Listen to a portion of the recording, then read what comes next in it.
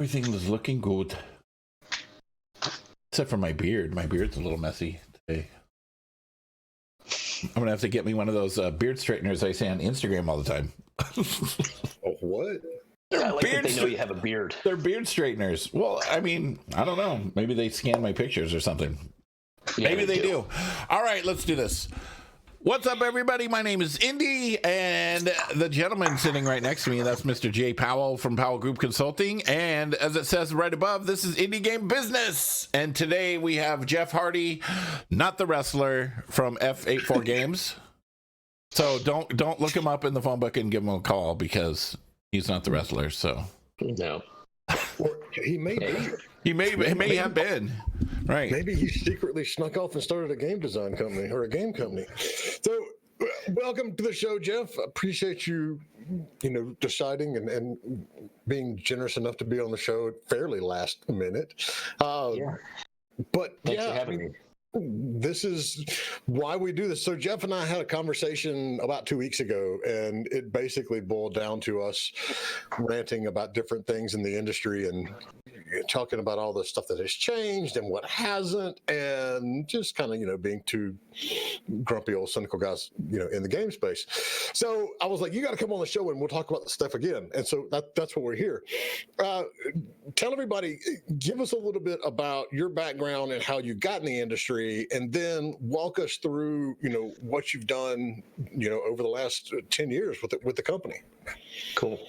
Yeah. So my background originally is in the arts. I'm a New York transplant to Los Angeles. Moved out here 20 years ago, shortly after college. And that's when I began the business. But what I did was really leverage my, natural talent and creative skills to start building opportunity. So I originally started the business in like traditional painting medium. I was doing promotional advertising. So, if you see a car dealership where it says like Hyundai's $199 on the window, that'd be the stuff that I was doing. So I just made 5,000 flyers that said Jeff the Window Painter, hit every retail location I could find in all of greater Los Angeles, and started just hustling. And then from that point, I knew that wasn't going to fulfill my life goals. So I used it as a platform to pivot to whatever was next. So I started teaching myself web development, different web languages, animation, ActionScript and Flash, After Effects. And then just continued to really push what I did into what's next, what's the future, where's all this going, and how can I use my inherent talents to get me there. And so after a series of pivots and dealing with FM syndicated radio and reality television and all sorts of other verticals in entertainment, web language, I really found an opportunity in games. And that's when I started really building the studio to the thing that we are today. But what we really remain, and what I've always done in my business, is been a service provider. So today we produce tons of games ongoing with a ton of the big entertainment clients around town, big studios, and it's games as a service. So we build games that are fun games for the purpose of being fun and engaging people, and it's usually for some other alternate purpose. It's not necessarily to monetize in the game, but it's to sell more movie tickets, it's to assist in toy sales, it's to create attention to a summertime network stunt. But yeah, so we use games as an engagement apparatus to create awareness for all sorts of cool stuff. So who are some of the the places that you've done this for? Because you're being humble here, but you got a hell of a track record.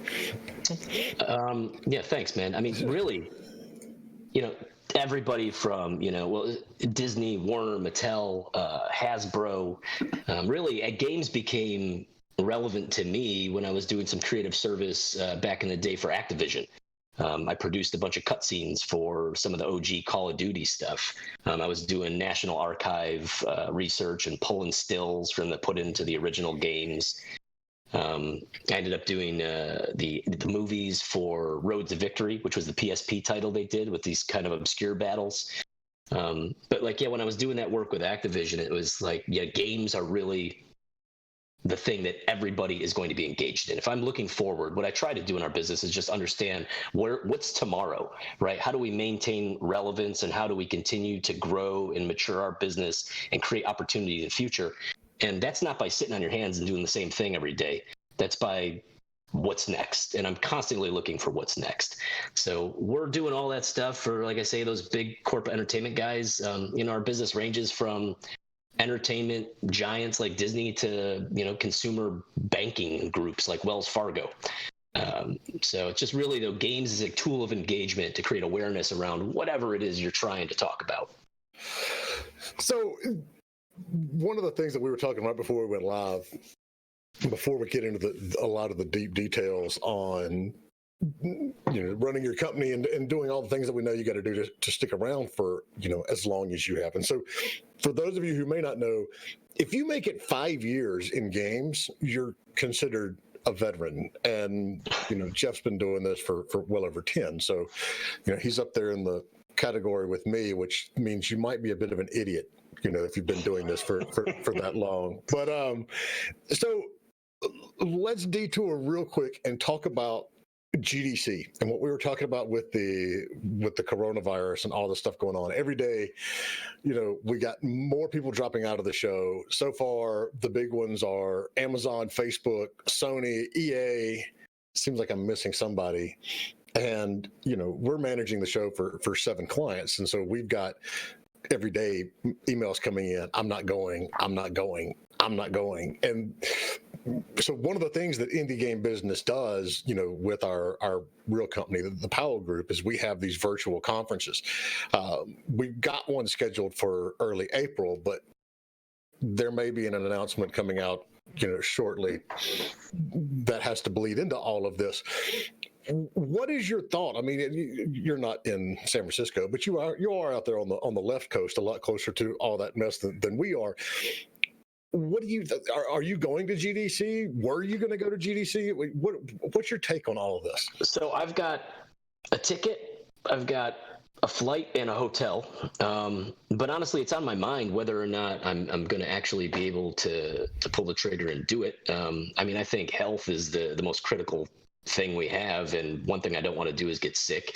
Getting sick for me is a disaster for our business. It's one of the takeaways that I had watching a news clip the other day was someone had mentioned, it's like, what is the impact on your business if you're sick? Can your business sustain you being gone for a month and a half? Can your business sustain your workforce being gone for a month and a half?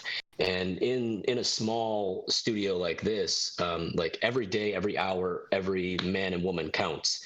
And so, when someone's looking squirrely, I kick them out of here. Go home, man. Don't get anybody else sick. Yeah. And so, I still am planning to go. But like we were talking about before the show, I don't know. It's not necessary anymore. It is just a reason to see folks and high five, but it's like, what I've found is conversations and general business development is almost delayed based on that being the reason that we're going to go talk. And so it's like, let's not wait there. Let's just handle this now. Let's move the dialogue ahead now, because that's 4 weeks from now. And so why are we waiting for some convention and show? So, yeah, I don't know whether I'm going to go or not. We'll see. And that's my take as well. In the last, couple of years, obviously, I'm a little biased. We do this virtual conference where you just do a one-on-one. You schedule everything just like you would at a normal conference. But when it's time for your meeting, you click a button, you go into a video call. But it is. And, one of the reasons this show exists now is because back in 2017, I was just like, I traveled too much in the year before, and I'm going to not travel. I didn't go to a single show, or I guess that was 2018. 2018, I didn't go to a single conference anywhere. I took that budget, dumped it into this show, and there really wasn't a major impact to our, to our business here because of it. But it's also biz dev is what we do. It's a little easier for somebody like me to, skip a conference because I'm already doing all the things that we would be doing in the first place. But I hadn't really thought about it. What you said about what's the impact to your business if you're out, and it's massive. It is massive. Yeah, it's massive. It could be catastrophic, really. It can, because really, who can sustain months on end of loss, right? When I look at our day to day, everybody talks about in game production, like your burn rate. I mean, we burn money every day. Every time somebody is in this office, there's an hourly cost associated with that. And you have to be conscientious of what that cost is and how long can you sustain it without, first of all, you driving the ship, because as the sole proprietor here, if I'm not in it, obviously productivity is going to dip a little bit, because that's just how people work. Are you saying, there might be a Fortnite tournament in the office when you're not there? There could be. And, so here's a funny story talking about cost. I had a conversation with a producer last year, and I was just under a lot of stress. There's a lot going on. And it was my birthday. And he said to me something about getting me a birthday cake. And I said, if I see a birthday cake in the office tomorrow, I'm going to smash it against the wall. Because if I want everybody to celebrate my birthday for 15 minutes, that's going to cost me upwards of $500. I'm not interested in paying $500 to eat a birthday cake. So no birthday cake. What if it's a really good one though, Jeff? I mean, it's not that good, man. I don't need it. I don't need the cake. So. All right, so here's a question, and this is. We look at like perks of companies and jobs, and it's funny because it's like everybody's like, we have awesome job perks, and it's like you have the same job perks as everybody else out there. There's nothing you're doing special. Do you track sick days at your office? We do, but we have look, we have a standard vacation policy, and we have government obligated sick day structure, right? There's just certain things you have to do when you run a business. But I'm of the mindset, just inherently as an artist, an entrepreneur, and a generally creative guy, like you take the time you need. I operate on a policy that if you're sick, you're sick. What are we going to do? I'm not going to start docking you pay. I'm not going to start. It's like, but if you're abusing me, then it's like you shouldn't even be here. So it's time to go, right? Everybody should be on the same page and not just manipulating the system. I show up to work and work hard every day so everybody can have a job. And I just expect them to show up and work hard every day so that what I'm doing is not for naught, so. It's one of those things that I've seen so many companies that have these stringent like sick day policies or whatever they call personal leave time or whatever. And you'll get people who come to work when they're sick just because they don't want to use a sick day. We don't track them. And I would love to give you some big philosophical reason why we don't. But the reality is I'm too lazy to track it. So, as long as you're getting your shit done when you're here, I don't care if you're, what time you were sitting in the office. We all work remote anyway. I don't have an idea. But we're getting to the point now where those systems being in place turn out to be a bigger hindrance, than help. And I see it, like where friends of mine work in offices. My wife, works in an office. She's like, yeah, so-and-so came in sick, hacking and coughing. And so now everybody else is going, And they're like, go home, man. Well, no, I only got like 2 sick days left. It's like, just no, go away, go home, don't come back. Yeah. Anyway, I was just. I don't track it like that. I think another thing too. It's you talked about perks and stuff, and you see a lot of these companies going to unlimited vacation and what that really means. And I think that's a totally interesting concept. But I don't think they're doing it from a Good Samaritan point of view. I think they do it from a scale and an overall liability of vacation pay perspective. Oh, I hadn't thought about that. Yeah, I think there's different logics behind the public, relations side of it. I was like, gee, that's kind of a good idea. Maybe we should do that. I wouldn't have to. Well, that's it. We have unlimited vacation. In the HR scenario. But again, it's because I have better things to do with my time than track how many vacation days you've had. Correct. I don't. Again, if everything's getting done, then I don't care. It's not. It doesn't faze me what the how many days or whatever you've been out. So my team will ask me, hey, can I have Friday on a Wednesday? Like, yeah, of course you can. It's like, is there anything critical you have to get done? If the answer is no, then do what you got to do, man. And that's kind of the general sentiment I try to maintain here. So we got a question in the chat here. Yeah, we already got a question. We got a question in the chat from Lantana Games on Twitch. How soon do you guys think virtual conferences are going to play into the future of games? They already do. And could cloud gaming maybe find its foothold in such a thing? Like imagine a VR PAX with games streamed into it. There are things that are like that already. Right? Well, yeah, I mean, it's now, we're online. We're having a conference ourselves right now. It's like that guy just asked a question. We're doing it, it's like, this is the format. So we saw a little bit of it as well at, during the Game Awards. They had that special thing going on with Steam where you could download the games and go ahead and start playing. But it's already here. We've been doing it our 4th event's coming up soon. And so to me, given how flat the world is, not like a flat earth thing, but the world is flat from an economy standpoint, you can't continue to basically just live and focus on, okay, I have to be in San Francisco this month, I have to be in Germany in August, I have to be in London for Pocket Gamer Connects, whenever that is. All of that stuff, there's still, and I tell our partners, because we have a lot of these shows are partners of ours, and I'm like, look, we're not trying to replace traditional conferences.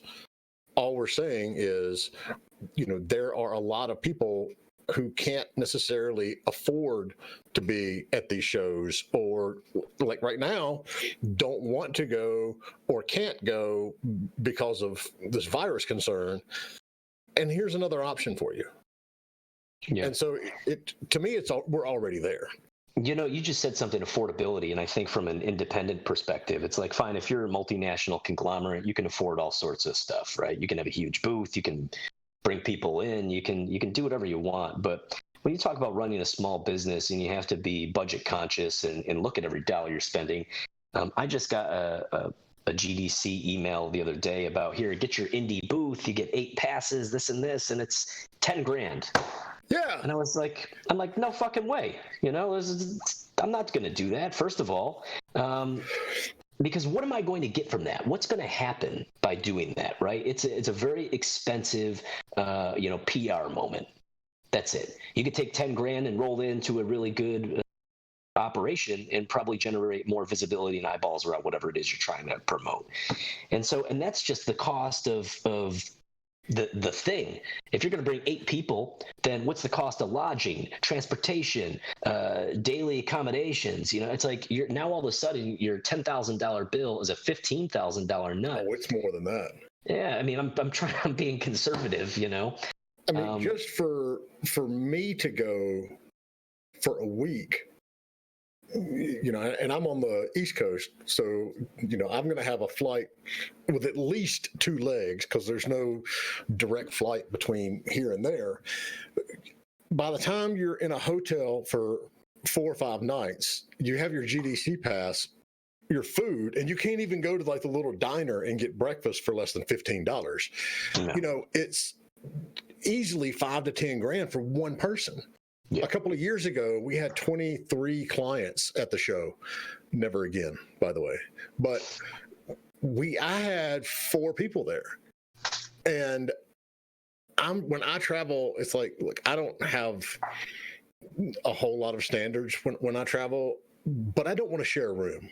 That's the thing. And it was me and 2 women from the team and another guy.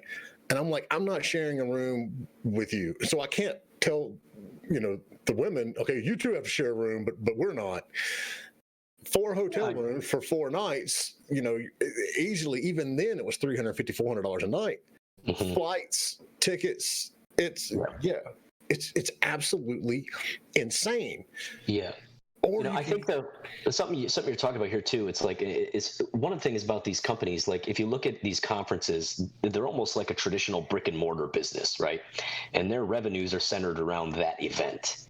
And it's something that would behoove them is to look at some sort of online augmentation of what it is they're doing, facilitate online conference, because what they can do is turn their revenue model from this one-time moment to a persistent service that can continue throughout the entirety of the year. And you can do scheduling, matchmaking, introductions. You can do all the things you do on site, but really create a progressive business model that's not burning tons of jet fuel and polluting the environment. Oh yeah, before we even get into the whole carbon footprint side of it, all I will say to that, Jeff, is pay attention to the news for the next 3 or 4 days. Yeah, just gonna leave that right there. I plan on it. It's one of those things that, and I know this from us trying to go out there and get the word out. The hardest thing about these events that we put on, the people that come to them and participate love them.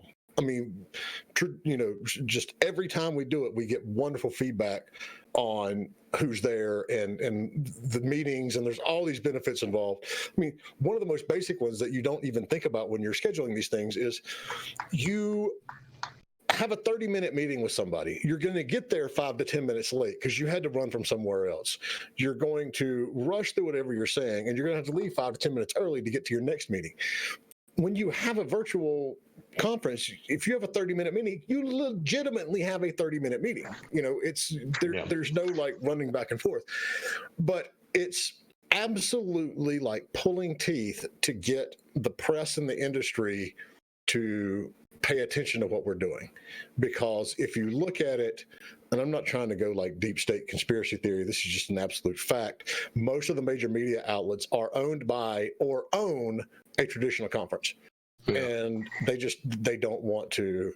I think also though it's a little bit more difficult to cover, right? Because you can't like walk the halls of an online conference, make visual observations as a human being. I mean, granted, there is a way to cover it, but it's non-traditional. And when you look at just the conference beginning to adapt to that, press is going to be way behind on how the hell do they adapt to covering something like that. Oh, we're not even talking about that level of covering. I'm talking about even announcing it, that it's happening type covering it. It's crazy. Anyway, enough about that. So we got a question here on Facebook from Taylor Moore. Why not have a virtual studio event showcasing games? Like pretty much that's what Twitch is, right? It's people showcasing a bunch of games. That's one of the things that we looked at doing, and it turns around that there's not really a need for it. We're waiting on Mixer is supposed to be getting their team system up and running so you can auto host and things like that. And we've already got a indie game business team set up on Mixer. We're going to have more developers doing stuff on there, but that's the thing. It's like, what would be the point in having such an event when we can just do it, or a lot of these games get shown on Steam. I mean, not Steam, but Twitch. That and the fact that a lot of the lectures, everybody's like, we don't have lectures. It's like we do these lectures like twice a week for free. You don't have to pay a bunch of money to come in and hear folks like Jeff and all the other guests that we've had talk about this stuff. You can do it here for free. So Lantana Game says, that's what I want to see. The IGB conference is great for one-on-one, but a VR consumer conference will be wild. So what would be the ultimate reason for doing it in VR? That's what I'm curious about. And you're leaving out a lot of people that don't have VR headsets. Right. But I mean, what would really be the purpose of doing it in VR? So you could look around in 3D, or, I don't. I mean, it would be neat. Yeah. We're not dealing with VR. That's a whole other thing, man. It's and maybe VR at some point in time, cool. maybe at some point in time, infinite show floor space. There's infinite space anyways because it's in a digital world. But I mean, you mean like you're talking about like where you're walking around in a building, right? In VR. Union calls for booth construction. Yeah. I mean, we can totally do virtual unions for that. Yeah. All right. Jeff, one of the things that let's try to route this back to the actual topic at hand here. You mentioned that you're you're creative. You didn't come into this. You didn't go to business school. Same. I didn't either. But here we are. What are some of the things you mentioned earlier, that some of the topics that you spoke on in the past is like how you actually build a business as a creative? how do you make money doing that? I mean, can you walk us through a little bit of that, or give us some tips on how you've done it? Because that's the situation a lot of indie devs are in. Yeah. Well, look, I mean, I think that so I was fortunate, as I said, when I first started my business out here, I was doing like a traditional service. I was, making signs, painting windows, doing promotional stuff.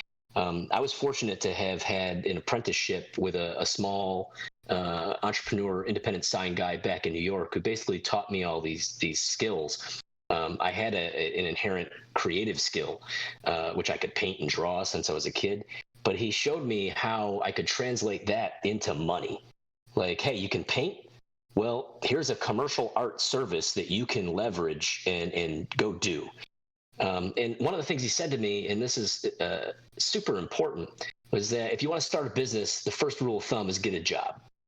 Because the business is only going to cost you money until you figure out how to turn it into some sort of a profitable enterprise. And I think that one of the big problems that just the independent game space has is that everybody's got ideas, and then everybody scrapes together some friends and family money. They've got their budget, they've got their plan, they go make their game, and then they go out of business. Because the reality is, look at every kid who's playing basketball in college. How many of them go to the NBA? You could just use that as a simple parallel, right? And there's no sustainability in that. Like, we all think we're going to be successful. The reality is you're not, unless you are willing to grind and keep going. I say to my team all the time, when we were kids, we'd drive up to the Adirondack Mountains, and my buddy, he'd always try to make better time every weekend. It was like a 2.5-hour drive. And he almost killed us, a dozen times or so. But he's like, the corners. He's like, you got to speed up in the corners, because that's where everybody else slows down. And so that's kind of just my general philosophy. You just got to be willing to go further and deeper and harder than the next guy. And if it's holiday, then work, because that's when everybody else is taking off. So, building some sustainable, just business underneath you is going to be what allows you to take chances and pivot. And look, we wouldn't have been able to do any of the independent titles we've had or produced if we hadn't had underneath us a sustainable business. You have to have the sails up and be moving forward in order to go take risk and try new things. Otherwise, you end up packing and going back home.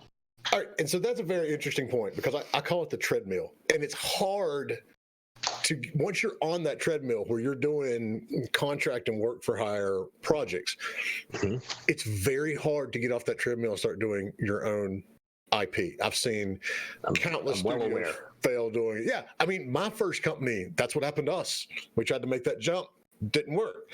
How do you realistically balance, all of that, where, you can't, if you spend too much time on the client's project, you're not going to have any time or budget left over for yours.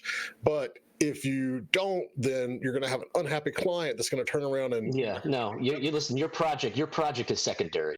Your project is passion. Your project should be your part-time job, your nights and weekends, your lunches. You gotta, one of the things that I think has allowed us to be in business for 20 years and a decade in games service is, our focus is delivering the best client product we can, because all I've got is the last thing we did, right? And that has to be better than the other guy, and it has to, be on budget and on time, and you got to work through all those challenges that are going to be thrown at you. And so if you're all focused on your independent stuff, then you don't have enough focus on what's, making the bread. And again, it's like every game we do independently, we have, thoughts and ambitions of it having success, but you just have to be realistic and know that the chances are slim. I think I had an Apple guy tell me once that, and this was years ago, so it's even higher now, and I imagine it's even more wild in the Android space, but something upwards of like 50,000 pieces of software are either updated or new weekly in the App Store. And so when you look at that kind of volume, it's just you're a drop in the ocean. That's what you are. And so if you think that, and granted, that one little drop can make ripples and waves, but it will ultimately be consumed by bigger waves that come from steamships and cruise liners and tsunamis and everything else. So I do believe that, a ripple can have an effect, but you just have to have some realistic expectations in life and just know that there's no get rich quick. Sometimes you do make it to the NBA, but that's few and far between. And so you just got to have some sustainable, operations underneath you. Like I say, you want to start a business, first rule of thumb is get a job. You got to have a check. You got to be able to pay your bills. Otherwise, you've got no hopes and dreams. There's nothing you can do. So, and you bring up a good point, and I've said for years, and this industry is the epitome of what have you done for me lately? You're only as good as that last game that came out or that last project that you finished. And there is the old Nike slogan of, there's always somebody out there who's working harder. When you're doing contract work, you're not the only contractor that company's working with. If it's Disney, they've got, a half dozen studios doing just almost exactly what you do. And so, if you get up, then that's and that's where you got to just, you got to focus on that service. You got to be a great provider. You got to enable them to do their jobs well by doing your job well. That's what's critical. So how long had y'all been doing the work for hire stuff before you actually released your first original game? So probably, we released a little original things from the get-go. I would always do like a tech demo test and figure out how you apply some sort of a creative skin on it and throw it out there. Like when the iPhone first came out, like the accelerometer was a thing. And we're like, oh, let's do something cool with that. So, in order to understand how the accelerometer worked, we made a weird little tech demo. And I took the concept of like 60s Batman onomatopoeia, and I made a game called Bat Fight. And so all you do is you swing your phone, and then it would make a horn noise and show onomatopoeia. So it's like we've always made crazy little bullshit and put it to market from the get-go. But really, the first title we had done independently that had any traction was with the survival expert Bear Grylls, formerly of Man vs. Wild. We had a work-for-hire title we did. It was multi-platform console for the Xbox 360, PlayStation 3, and the Wii. It was a Discovery Channel license that we did with a small publisher. But through that process, I built a relationship with Bear, and then we did an independent mobile deal together. And that was really the first success the studio had. But that was 6 years into work for hire, and producing upwards of 25 to 40 games a year. How big is your team, Jeff? It's a dozen. So all in house. That is a crazy amount of content to be spewing out every year with a dozen people. It is. So what? It is. It's a staggering volume of stuff, man. So when you're going out and you've had to make this transition from being the creative to okay, now I'm in charge of a company. I had to make the transition from doing business in the industry to okay, now I'm in charge of the company, and that was hard enough in the first place. What do you still get time to do the stuff that you really enjoy doing, or as you got to the point where the business part is what you really enjoy doing? There's parts of it that I like. There's parts of it I don't like. I'm a pretty social guy. I like building relationships. I like talking. I like meeting people. That part of the job I love. The paperwork I hate. I'm an artist. I paint pictures. You know what I mean? I was more likely to trade a creative service for some guy writing my papers in college. That's not what I want to do with my day to day, but it's inevitable and necessary. But yeah, I don't get to do too much in terms of the day-to-day creative. Occasionally I'll irritate everybody because I'll take a Photoshop file and just start changing stuff on them. But I just do that sometimes because it's that's really where my passions are. I just don't get to get in there, but I do find a lot of fulfillment in just seeing the team, directing the vision, and really delivering cool stuff. That's kind of what is where I find the fulfillment in the creative process now. The thing I've always liked about games, to kind of go back to even why I started getting into games, is that I'm a photorealistic painter. I went to school for narrative illustration, but I've always been a commercial artist. But I'm kind of a technically minded guy. I just love all facets of art and creative. And games were a medium that allowed me to do every single part of it. Right, concept, technical things, art, sound, design, animation. Like games are the whole 360 of the creative ecosystem, and I like all parts of it. And so that's kind of why we got into games. But yeah, in the early days, I did art. I produced stuff. We did a Nintendo DS title years ago. It was a port of a PC game, and I did every bit of the art on that thing. And so, do you ever go into these? We have a local store that it's basically a mom and pop GameStop, but they do a lot of business in old. I say old consoles like the DS, things like that. One of my favorite things to do whenever I go by that store is to go in and see if any of the dozens upon dozens of random ass licensed games that we did back in the day for the GBA and the DS, or somebody has actually got them in there for sale. I have yet to find one, but do you still have that sense of enjoyment over things that you did a long time ago? Or is it? Yeah, absolutely. I mean, I think like the thing is I mentioned how many games we make. Like, yeah, we've created a prolific amount of stuff, and I surprise myself every once in a while. I'll go back and look at something we did when I was like, holy shit, look at that. That's pretty amazing. And I think about the context of what it is we made when we made it. And that makes it even more amazing. That's something interesting to consider too, just about entertainment, games, generally speaking. And it's like, what is the indie team? What do they have to go through? What does it take to actually finish a game? You got no money. You give such limited resources. It's like to go make the big national blockbuster console thing is one, but it comes with unlimited resources.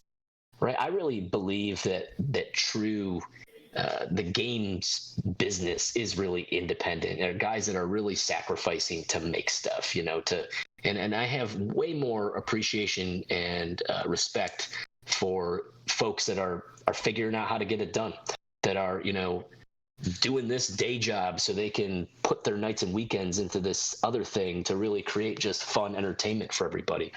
And that's something we're trying to do right now, is kind of create a little more awareness around that, because, when we made a Stan Lee game years ago, we released that thing, and the first thing that happened was we were compared to, Marvel some shit. And it's like, cool, man. I appreciate your comments. There's 6 guys that made this thing with, peanut butter sandwiches and nickels. But yeah, compare it to Marvel. That's cool. They only spent, tens of millions of dollars and are a multi-billion-dollar multinational corporation. But one of the things we'd like to do is really create a little more just awareness around, like, first of all, what is a game? A game is anything. A game is flipping a quarter on your finger to some virtual reality experience.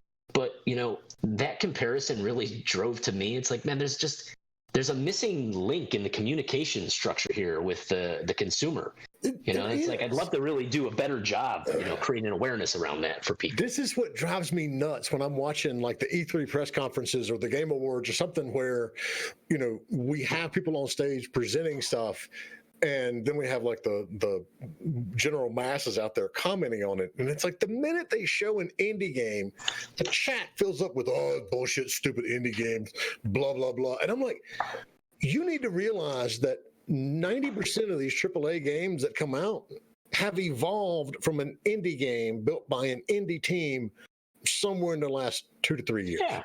That's how it all starts. It starts with one person with passion that's trying to do something, and then they were fortunate enough and they made the NBA. They got bought. Somebody was willing to throw down and purchase the studio, and it's just everybody's got to start somewhere. That's the moral of the story. Yeah. And that's just business, The big studios, the AAA companies, the Activisions are never going to be the ones that take any chances. They are absolutely not going to break the mold and do something no one's ever done, because the accountants and the business people can't put that on a P&L sheet and say, okay, well, this is what we're going to forecast it to make because this is what the other one made. Listen, blue sky is expensive and risky. Yes, but the indie teams are the ones that do that. And that's where, I mean, you wouldn't be playing Fortnite if it weren't for Arma. And that was a very much big indie and then mod scene. And so I agree with you. There's a huge disconnect between, this side of the industry and consumers on why indie games and small agile teams are important. And Indy, we've had we got like 2 or 3 questions that I saw pop up. Yeah, we got a few questions going on. Okay, let's see. Emansk from Twitch asks, is artistic approach to business and creating games a good approach? I think so. I mean, that's my general creativity. I think guides most of my decision making, and I think your survival is certainly a creative art. Unless you happen to be sitting on a trust fund or you're independently wealthy in some way, you got to get real creative to figure out how you survive. Like when I first moved out here 20 years ago, and I started my business. My first year in business, I made $15,000, and my rent was $12,000. So, I had work for food programs. I traded with an Iranian kebab guy in Tarzana, window painting for chicken kebabs. Ate shitloads of popcorn. It's just, you got to get into a creative survival mode. And yes, I think that creative decision making is a very, very valuable talent and resource to growth and survival. I think that's part of the problem with if you come into the industry from a traditional business management mindset, you're not going to be able to do the quick little moves and to think outside the box like you have to. Even if you look at my company, and we've been around for, I think, 10 years now, but even as a, what seems to be very focused business consulting firm, I look back across the years and there's a lot of different shit that we've done and tried. Mm-hmm. And a lot of it is, all right, let's throw this against the wall and see if it sticks. It's like, oh, well, that stuck. Let's do some more of that. Mm-hmm. In 10 years, we've got a absolute constant evolving business model because, fluctuations in the industry or how things may change or where things may not be as needed anymore. And I think if you come in and you don't have that creative think on your feet approach, sometimes it's actually a hindrance, so it's, I agree wholeheartedly with Jeff on that. All right, let's look up here. A lot of the other stuff is not really questions. What is the biggest project you have made? That's from Emansk on Twitch. The biggest project or participated in? I think in a budget and scope, still not huge, but more like a value title. It was that Discovery Channel license I had mentioned. A great thing about that game was that you can find like a 4 or 6 hour playthrough video where the guys laugh hysterically at it the entire time. Which is pretty awesome because someone, first of all, played through the entire thing, and they actually, although found it very, comical, they laughed and enjoyed themselves the entire time. But again, it goes back to we had, it was north of $1 million. It was 3 platforms to be delivered in 10 months. And I mean, yeah. And then, we ended up getting, payment stalled. We weren't getting paid. It's like all these challenges through that process to deliver this game that actually saw retail, which we were super proud of. And so Man vs. Wild was the game. And if you want a good laugh, go check it out. The final scene, we have Bear Grylls riding a horse through Patagonia, where he has to stand on the horse, balance on the horse, and time a jump into a freight train car that the door was sliding open and closed. And I came up with that idea in 5 minutes on the way to work in the morning because we needed something epic at the end. But it was totally cool, man. It's so fun. And honestly, like I saw through that game, a lot of, grown men cry. It was hard. We put in unbelievable amounts of time and energy, not getting paid, not being able to even sustain what the studio operations were. I had to run other simultaneous projects and deliver service business to folks, while we were making this console game so that we could remain solvent and in business to keep it going. There was nothing easy about it. That's a very common issue. And so I started laughing when you said it was, upwards of $1 million, 10 months, three consoles. Because it's like, especially in the late 90s and through the 2000s, that was just like the stereotypical cookie cutter licensing deal. I don't know how many of those I've done over the years.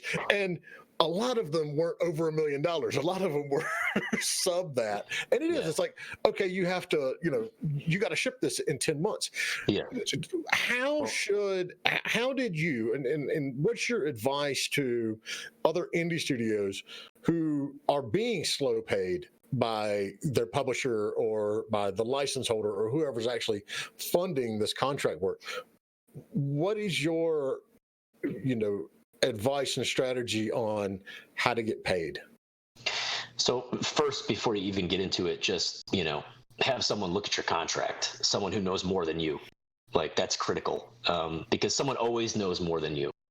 And then hope and work towards having like levers in that you can pull to really, require getting paid. The biggest challenge though is that if you're in that situation, that contract is what is affording your livelihood.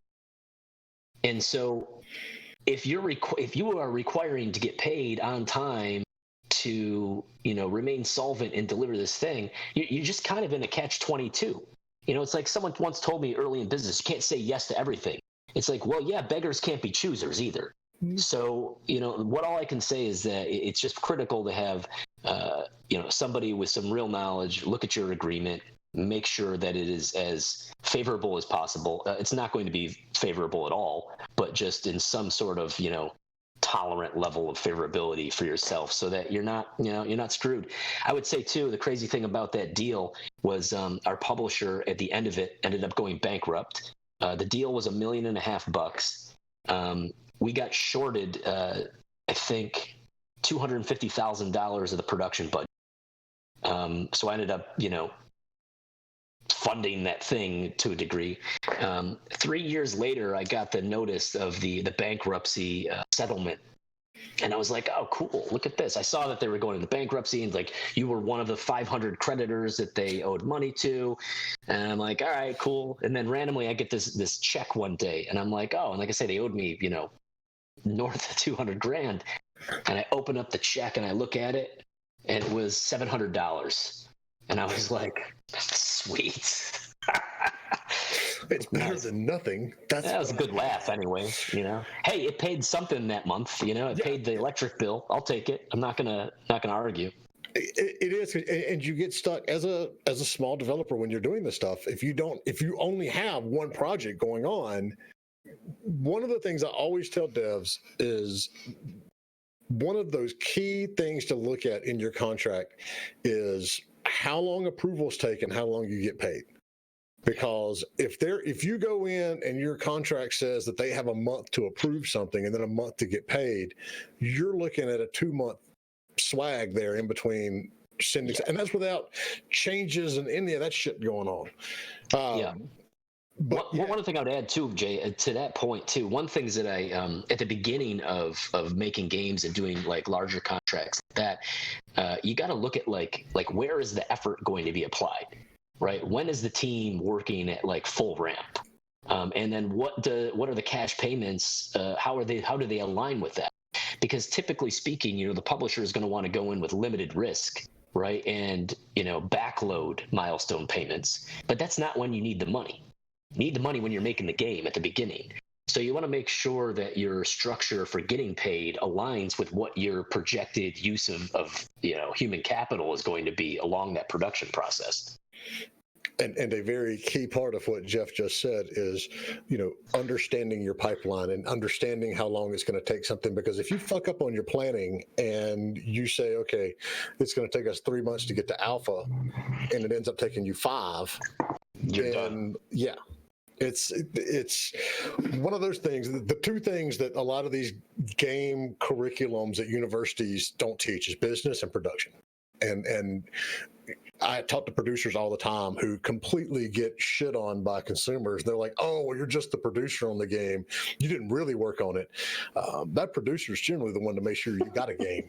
And but those are the things that aren't taught, and those are the things that will absolutely sink a studio faster than anything else. Yeah. How has it changed in 10, 20 years? What changes have you seen, and as a result, what have you had to do, to adapt and continue to survive? Well, I mean, what changes are platforms and technology. That's going to continue to change. In the service business, when I say the volume of games we're making, these aren't huge titles, right? These are small, short form games. Somewhere between an average play session of 10 to 15 minutes, upwards of 45 minutes to a couple hours of playable content. The platform changes, and you just have to be aware of that and be looking forward as to how will you future-proof yourself and continue building opportunity. When we were making that Man vs. Wild title, we were producing tons of Flash games. So I had a small team that was building Flash content, while we had the bulk of the team producing the console business. And all of a sudden, though, Flash was dead. And then it was HTML5. And that was actually, for us, a great thing, because a lot of traditional Flash studios were art and designer driven. They didn't necessarily have the computer science chops that you need to be able to go into any other programmatic language. And so that kind of, limited the playing field of studio options when this HTML5 thing was the next web game space. But it was Flash, then HTML5, and HTML5, we began doing that before there was any engines. So we built our own engine and frameworks. And now, I see a huge push into voice. And let me tell you, after making, hundreds and hundreds of visual games, making games that have no visuals is is a mind-bending thing. The production process is completely different. Your typical waterfall milestone schedule, which you could apply it, just doesn't work the same. It's not as iterative as just visual content where you can get a gray box first playable that then becomes an alpha and a beta, and you can polish it post beta, change things before gold. Like in these voice games, it's just a completely different medium. But you just got to be willing to continue looking ahead and figuring out where your place at the table will be, and build the skill sets and the tools to do it. So to me, the voice things are interesting because I had never thought about it like that. But you're right. It's like you've got a good 30-40% of your development budget that you completely throw out the window because all of a sudden, you don't need graphics anymore. Yeah, but it's a whole different thing. You do need this, and the budget doesn't change. That's another misconception. It's not cheaper. It's different. Oh, no, I didn't mean it was cheaper. No. You know what I mean? It's not like you're not cutting a whole discipline. It's like the discipline is replaced with another discipline, which is voiceover and studio recording and script writing and all of these other deep layers that you may not necessarily have in another short form style of product. And so, it's just it's mind numbing. I feel like we're up to speed now after doing a shitload of it last year, but not without unbelievable growing pains, and it was challenging. I refuse to own an Alexa because I refuse to give Amazon that much access to my world. But has anyone gone and gotten the old Zork IPs and recreated these text adventures that we all grew up on voice? There are some, but there's a ton of opportunity. That's actually a good transition into talking about this as a platform. I see with the evolution of that platform in the future, it as an unbelievable opportunity for just creative content development. And again, it's like I could say games, but it's like, what the hell's a game? You know, I had this concept for something. It leveraged like social data. You know, it was a sport-driven concept, and I was talking to this guy at the Player Association, and I was telling him about this. This is a high concept on the fly pitch at a trade show, and he goes, "What is this, man?" He's like, "Is this a game?" And I looked at him. I said, well, "What's a game to you?" Because, you know, games, it's like such an ethereal, you know, term right now. You know, I think this is one of the things we talked about, Jay. I was driving a Ford Explorer a couple years back, and I noticed that they had a meter that showed my fuel efficiency, and it was based on me driving like an asshole. Or like if I drove like a jerk, my meter was down. If I drove like a great, responsible, you know, driver in America, then I had this great meter, and they turned my driving into a game, right? Yeah. And so I think that, just again, back to creative applications, I think voice and those platforms are a huge opportunity in the future. So what do you think the next big thing is in voice? I think it's just the absolute, like, you know, augmentation. Well, voice being assisted by visuals. If you look now, you can buy those Amazon devices that are screen enabled. I think there's a tremendous opportunity of, you know, think about like, do you remember Dragon's Lair, which was really just kind of like full motion video with a QTE moment, hit the button and the guy goes. I mean, imagine doing that, but just by all voice, watching your TV, watching your screen, and you're telling him to do things. And then it could just be, it's a different way to engage, which is kind of neat.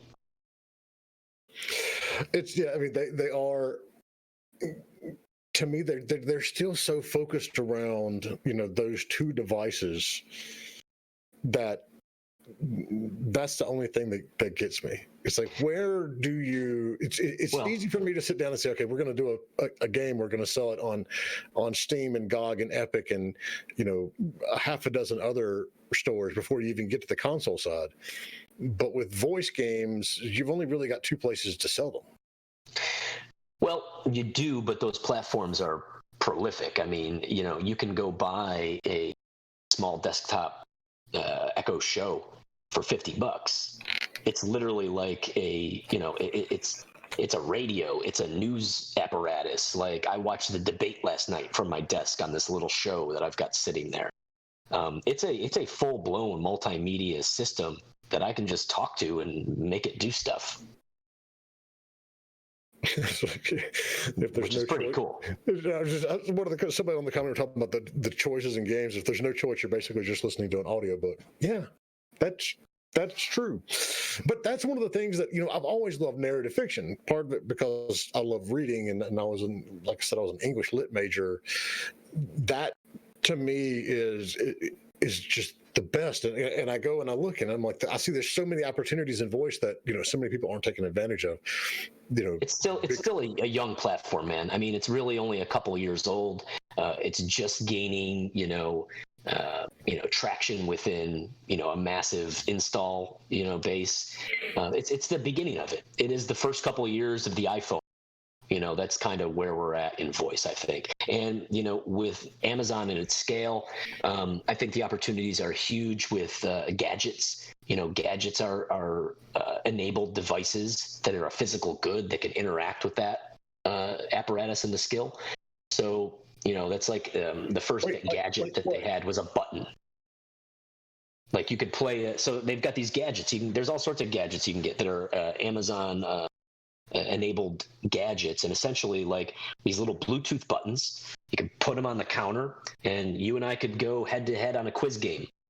Imagine like Family Feud, right? And you see the announcer guy or the host asks the question and you and I got to tap our button, and I tap the button first so I get to answer, right? You could do that within this whole thing of gadgets and skills and voice assisted gaming.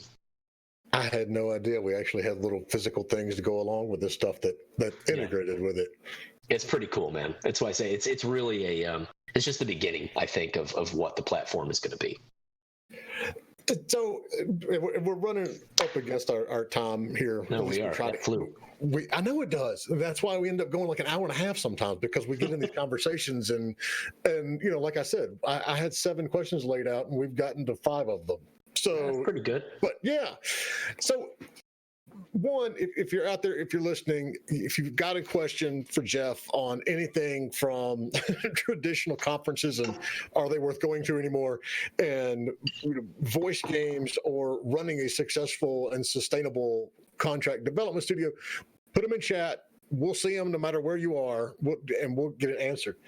So there is one question. There is one question from Emansk on Twitch, and he says, for new generations, what would be the first step to skyrocket their careers? So just no matter how much jet fuel you pack on, you sure as hell aren't going to skyrocket. It's a slow burn.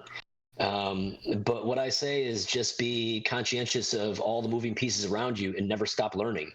When I was given a lecture at Syracuse a couple years back, one of the things I said to the students was that if you don't know it, learn it. The technology and the pace that it changes is going to continue doing that. And so just be conscientious, aware, learning. And the best way to skyrocket your career is create, if you're working for a company, no matter what your position is, be invaluable. Create value for whoever it is you're working with. As I mentioned earlier, in my in our service business with our clients, my goal is to enable them to do their job well. Right? If I can do that, I become an invaluable service provider to them. And so nothing's going to skyrocket unless you just have the random chance of going to the show. And like I like to talk to my team and say, this is all part of my Get Rich Slow program. Welcome to game. Hopefully you get rich never. Hopefully by the time that I'm ready to retire, I've been able to accumulate enough that I can actually be a happy old man. But until then, I'm just going to keep grinding, going fast in the curves, and work on holidays, because that's when everybody else is willing to take it easy. So. And I agree with Jeff. I just have a different way of phrasing it every now and then. People are inherently lazy. They are always going to take that shortest path from, start to goal. And if you, as an employee, as a client, as a service provider, if you can make their life easier, you're going to keep getting work. That's what you should be doing. It's like my whole job, for GDC coming up, like I said, we got some clients that are going to be there. My whole job is to make their life easier. And if I can do that, then they see, the value in what we do, and, I'll continue to have work. And I guess I've been making people's lives easier for 20 years, but it's, that's it. I mean, it's the one thing that I'll add that I always tell students and new people in the industry is you absolutely cannot burn bridges in this industry. Yes, it's a huge, space, global, billions of dollars every year. But at the end of the day, we all pretty much know everybody. And if you're coming to work for me as an employee or a potential client or whatever, there aren't many people in the industry that people like Jeff and I can't get on the phone in 2 or 3 phone calls and say, okay, what was this person like? What were they doing? And if you make that mistake of just taking that scorched earth style of business and being an asshole and burning bridges along the way, you're not going to last in this industry. That's just the reality of it, because nobody will want to work with you, and everybody will find out. Don't think that they won't. So, So Taylor says your burn rate must be very high in LA. Do you offset this with non-LA hires or subcontract? No, it is, the burn rate is high. We are in LA, but we're not in Santa Monica. I think this is a conversation I had the other day. We run a pretty lean, scrappy operation. We're not paying premium rents down by the beach. We're up in a shitty part of the valley. We just try to, keep it as lean as possible and keep our head in the game. The more we're in the game, the more chances we get to take, the more shots on goal, and inevitably that's what it's all about, is being able to keep shooting. It's not about you get your chance and you make it or break it. You make your chances, you keep going, and you just drive forward.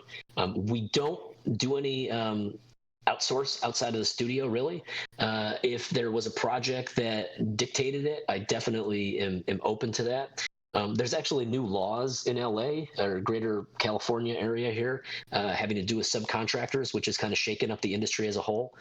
So we really have no subcontractors. Everybody is full-time employee with benefits and retirement and the whole 9 yards. So just try to do it my best I can. Jeff's running a fancy company with benefits and such. Yeah. That's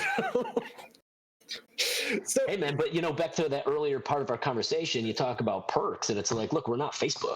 Yeah. I don't have that kind of, cash flow to give people massages every day. So I kind of just have to lead with comedy, be a good guy to work with, and whoever's here needs to want to be here.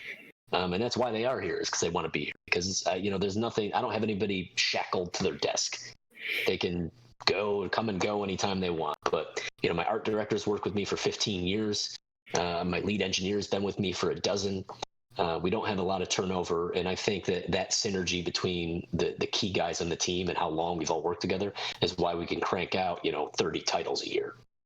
And that's Kate. If you are interviewing for jobs, that's a very good point. Ask how long the other people have been there, because when you come across studios like Jeff's, and I know Goji up in Canada, we had George on about a year ago, but he's got people that have been there from the get-go 10 plus years too, because it's a great place to work. That's what you need to be paying attention to when you're on a job interview versus do they have a kitchen and a foosball table. If they do, exactly. Who gives a shit? Go.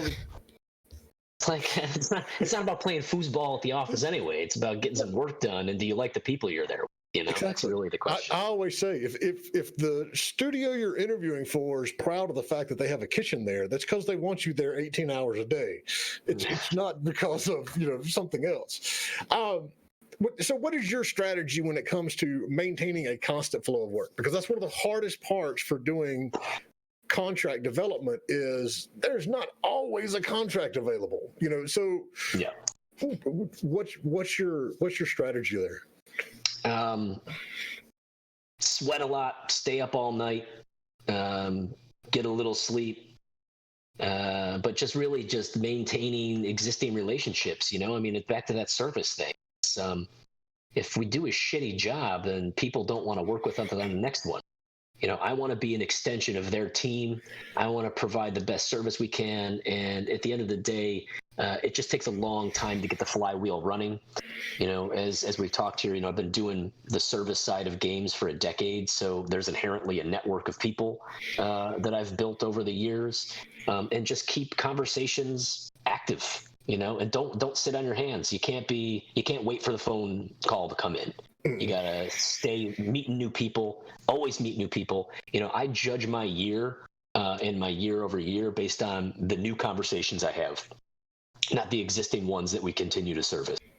Our growth in survival relies on exposure to new opportunities. And so that's what I continue to just push on, is meet new people, engage new people, look for new, because the world is big. There's enough opportunity for everybody. It's just the challenges of finding those. And so, just don't give up, speed up on the corners. So last question, unless something else pops up on chat. How do you market your services to the places that have the contracts that you need? It's really word of mouth, and again, that's back to service. There's very it's really I get hit up by lead generation companies all the time, and look, man, you're not going to get leads from me at Universal. Okay, you're not going to call up the director of marketing of whatever brand it is and be like, hey, here's an opportunity for you. That's not how it works, It's very network and relationship driven and track record. And so it just comes down to staying engaged and keeping conversations going. That's really it, man. Good advice. I agree wholeheartedly. Yeah, I love that you're on Try. LinkedIn. Have you? My response is always, so how many? What's your experience in the video game industry? And then I never hear from them again. And so, kind of self-fulfilling there. Yeah. So, Jeff, thank you as always. I mean, appreciate you coming on and sharing this knowledge. If you have more questions for Jeff, you can find him on our Discord page. We've introduced him to Discord. We're going to try to, keep him around, but it's discord.gg/indiegamebusiness. Yeah, Indy, what else we got? So we've got the Indie Game Business virtual event coming up in a couple of weeks after GDC. Stay tuned for some more news on that. Are you going to be at GDC, Jay? No, Me either. I will not be there. It is not due to the coronavirus. It's due to, other things we got going on in our personal lives over here. But no, I won't be there. Yeah, that's it. Jeff, thank you, man. I appreciate it. Thanks for having me. Yeah, no, it was awesome, guys. You're welcome back anytime. Yeah, so you Let can me know when you want me. You can tune into all of our podcasts on anchor.fm/indiegamebusiness, right? Yep. Discord.gg/indiegamebusiness. What do we got Friday, Jay? Friday, we are doing a live review of some pitch decks and some games that have been submitted to us. Oh, of which that'll be fun. I have to actually get you so you can get them working. But yeah, that's Okay. the plan for Friday. Sweet. That sounds fun. All right. Thank you, everybody. Have a great Thanks, guys. hump day. Appreciate it. Take care, y'all.